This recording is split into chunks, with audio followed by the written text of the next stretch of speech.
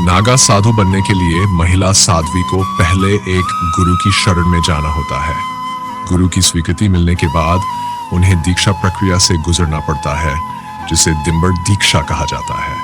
इस प्रक्रिया में वे अपने सांसारिक जीवन, परिवार, नाम और पहचान का त्याग करती हैं।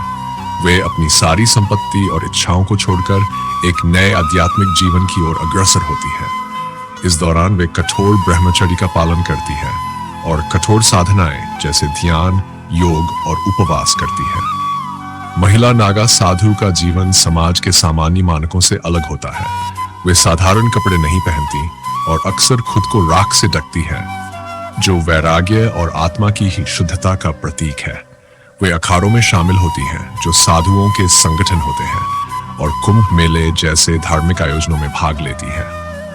इन आयोजनों में वे अपने तप और ज्ञान का प्रदर्शन करती है और दूसरों को आध्यात्मिकता का संदेश देती है। महिला नागा साधु बनने की प्रक्रिया केवल आध्यात्मिक ही नहीं, बल्कि मानसिक और शारीरिक दृढ़ता की भी परीक्षा होती है। समाज में आज भी महिलाओं के लिए इस पथ पर चलना आसान नहीं है।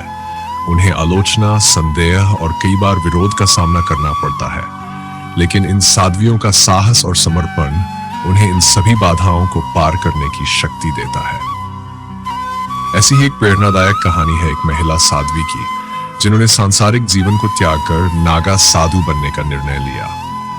उनका जीवन पहले साधारण था, लेकिन उन्होंने जीवन के गहरे अर्थ की खोज के लिए सब कुछ छोड़ दिया। अपने गुरु के मार्गदर्शन में उन्होंने वर्षों तक कठिन तपस्या की और अंततः नागा साधु के रूप में स्वीकार की गई। उनकी यात्रा केवल आत्मज्ञान की नहीं थी, बल्कि उन्होंने समाज में महिलाओं के लिए एक नई राह भी दिखाई।